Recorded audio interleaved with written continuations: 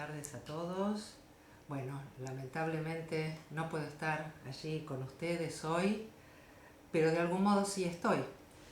Hoy la tecnología nos permite muchos modos de la presencia y estar juntos también a la distancia, incluso tal vez que los afectos y las comprensiones, incluso las incomprensiones mutuas, nos acerquen de alguna manera en este día. Primero quiero agradecer tanto la invitación como la comprensión por los motivos que no he podido acompañarlos, a los organizadores, tanto a Rafael Alberto Pérez, Antonio Róveda y a todos los compañeros y amigos de FISEC, a los invitados de este encuentro.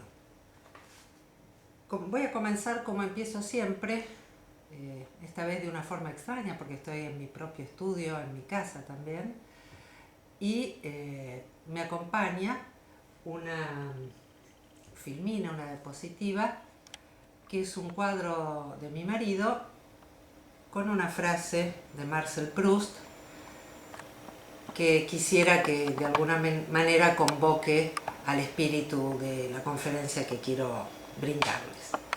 El acto real de descubrimiento no consiste en encontrar nuevas tierras, sino en ver con nuevos ojos.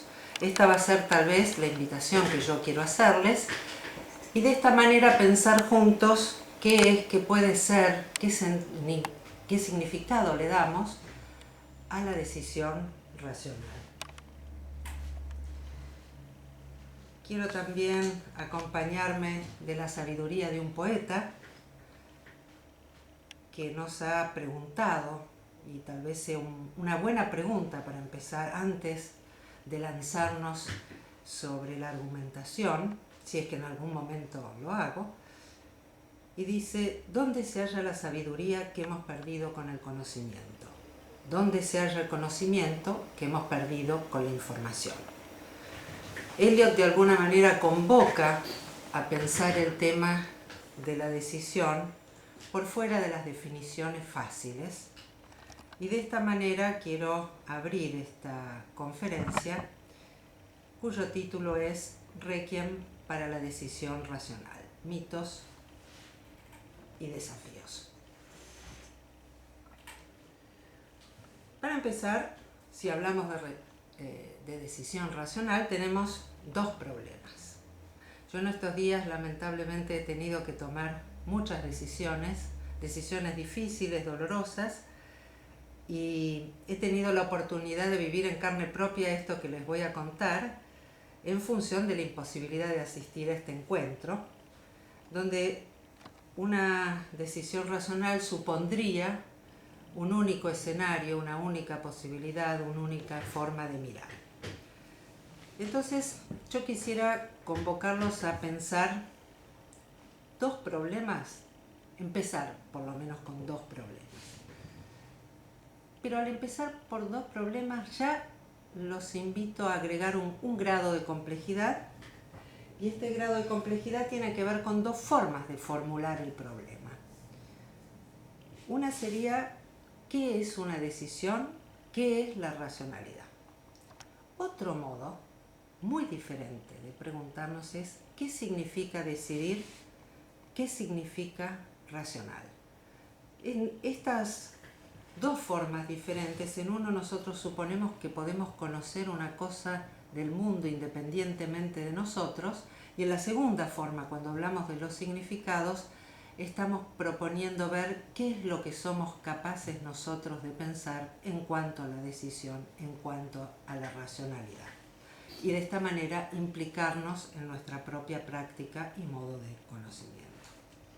Por eso creo que es imprescindible, antes de lanzarnos, nuestra cultura frente a una pregunta lo que hace es lanzarse rápidamente a la respuesta, ¿no? Podemos decir que somos cazadores de respuestas. Y la invitación, tal vez podríamos llamarla estética, o el clima que yo quisiera trabajar este problema, tiene que ver con ubicarnos un paso antes de lanzarnos. Hay allí todo un universo. Y entonces van a ver que los dos problemas empiezan a multiplicarse. Veamos, ¿a qué llamamos decisión? es el resultado de un procesamiento de datos, es un acto mental complejo, es una decisión, un proceso de pensamiento y acción de una persona en un contexto. Fíjense que según optemos por una situación y otra, lo que sea que fuere que llamemos decisión es algo muy distinto. Pero todavía tenemos más que trabajar. ¿Quién es el sujeto de esa decisión? ¿Es la razón la que decide? ¿Es la persona? ¿Esa persona es un individuo o es un ensamble complejo? ¿Es un sujeto cerrado o es un sujeto entramado? ¿Es un ser afectivo embebido en un colectivo con el que está en permanente interacción, al que influye y que lo influye permanentemente? Si seguimos dentro del escenario de la decisión y ya vemos cómo vamos agregando dimensiones y complejidad en él, ¿en base a qué decidimos? ¿Cómo llega un suceso a ser un dato pertinente para tener en una decisión? ¿Estos datos son eventos aislados o vienen en conjuntos? ¿Quién define cuáles son los datos para una decisión? Y finalmente, dos aspectos que creo que son centrales: ¿cómo afectan los contextos de vida a las decisiones? ¿Los datos están allí o es preciso construirlos? Finalmente, y esto no es un punto menor, ¿termina la decisión en la expresión intencional que dice voy a hacer esto o aquello? ¿O la decisión es fundamentalmente un modo de acción, una performance en el mundo? ¿En la decisión incluimos los modos de evaluar las decisiones, las consecuencias que una decisión tiene en el mundo y que es parte también del proceso de tomar esa decisión? ¿O limitamos al foco a un problema bien definido? Estos van a ser los escenarios que vamos a ir desgranando, visitando, explorando durante este encuentro virtual.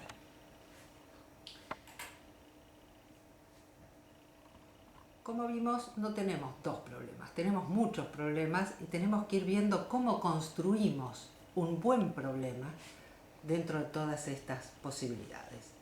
Por eso, esta idea del más acá de la decisión, de antes de lanzarnos a definir qué es o a responder en base a esa definición, empezar a pensar las situaciones y los modos en que esto ocurre en nuestra vida.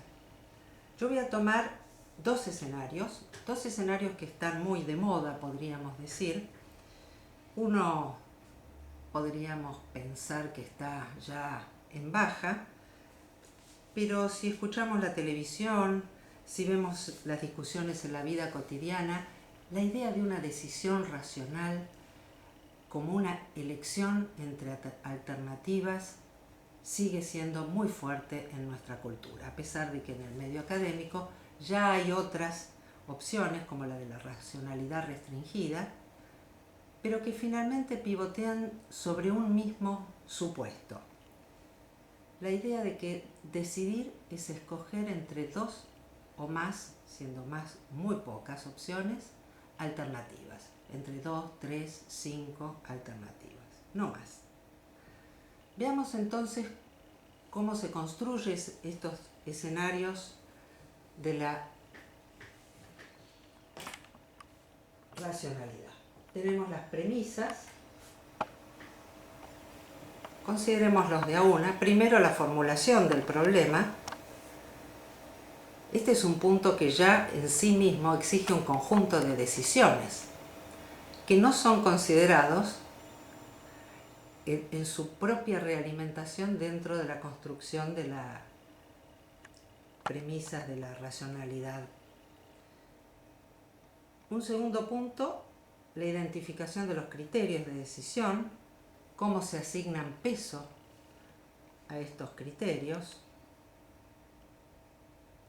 Si una decisión tiene que tomarse en una empresa, en una familia, en cualquier grupo mayor que una sola persona interviniendo, seguramente los pesos van a ser diferentes. Uno mismo puede asignar un peso hoy y otro mañana en función del cambio de las circunstancias. El punto 4, la búsqueda y desarrollo de alternativas. Allí tendríamos que preguntarnos cuántas alternativas, el análisis de esas alternativas, la selección finalmente de la que habremos de elegir, la implementación y la evaluación. Cada uno de estos puntos tiene además sus exigencias. El problema debe ser definido de cada día de forma clara y distinta. La identificación tiene que estar orientada a metas, con criterios siempre fijos, definidos, identificados. En los pesos de valor que asignamos, las preferencias tienen que ser adecuadas, claras y constantes. Esto realmente, si no fuera que tanta gente cree en ello y puede resultar un poco hiriente, uno tiende a reírse. ¿Cuántas veces en la vida, sobre todo en situaciones importantes, y cuando en esas situaciones donde pensamos que tenemos que elegir, porque si no en la vida directamente actuamos, elegimos de hecho, decidimos en la acción, aparece la reflexión cuando hay dudas, preferencias diferenciales, zonas vagas, y esto es más lo habitual que la excepción. Finalmente, el punto 4, conocimiento exhaustivo de todas las opciones. Algo francamente poco posible, para decirlo muy delicadamente. Sin restricción de tiempo o costo, la selección de la alternativa tiene que maximizar las ganancias de la organización, y esto supone que la organización puede maximizar con un único criterio uniforme y común para todas las circunstancias. Implementación de la alternativa, esta es muy graciosa, ¿no? Yo tiendo a hacer dieta cada tanto, evalúo una cantidad de opciones, cambio cada tanto de punto de vista, de preferencias, de valores y demás, y decido que el lunes empiezo. Envío la orden a mi cuerpo, pero igual que las organizaciones, algo falla en el camino del foro. El apoyo total a la elección de la alternativa deseada es algo francamente desopilante. Lo mismo puedo decir de una evaluación 100% objetiva. Está claro, yo esto lo tomé de uno de los miles de PowerPoint que circulan en la red sobre estas temáticas con algunas modificaciones, y está claro que quien lo hizo ya estaba pensando desde el punto de vista de la siguiente filmina, es decir, de aquellos que critican a la concepción de la racionalidad perfecta desde una perspectiva de la racionalidad limitada. No tengo más remedio que llamarles la atención, volveremos sobre ello, sobre esta idea de una racionalidad perfecta. Vamos a la limitada. Aquí se identifica, no con claridad, pero un problema visible que refleja los intereses y la experiencia de las personas que están decidiendo. Luego tenemos una serie de criterios limitados, más o menos identificados, un modelo simple para tasar esos criterios, se reconoce la influencia del interés personal, o sea, introducimos un actor que ya no es una razón perfecta, sino una persona que en principio desde esta filmina tiene intereses, desde otras un poco más complejas, podríamos decir, tienen afectos, tienen valores, tienen preferencias. Se identifica una serie limitada de alternativas, dado que el infinito, como Borges decía, es el término más corrosivo y nos enfrenta siempre a la finitud de lo humano. Empezando por una solución favorecida, se sopesan las otras alternativas. Vamos viendo claramente que, sea lo que fuera la concepción de la racionalidad limitada, es más factible. Está dentro de la escala humana. La búsqueda continúa hasta tener una solución satisfactoria. Se reconoce que las consideraciones políticas y de poder influyen en la decisión y que los intereses personales son difícilmente eliminados. Pero fíjense ya en estos últimos puntos y también en el título. La racionalidad limitada aparece como el premio consuelo, como una situación desgraciada frente a un ideal perfecto y maravilloso, pero inaccesible. Mi más profunda crítica a la concepción de la racionalidad limitada es precisamente esto, que no cambia la concepción de la racionalidad, sino que limita su aplicabilidad en función más bien de nuestras supuestas o pretendidas incapacidades, en lugar de repensar el fenómeno de lo racional en el contexto de lo humano, del ser vivo, que es la propuesta que los voy a invitar a participar.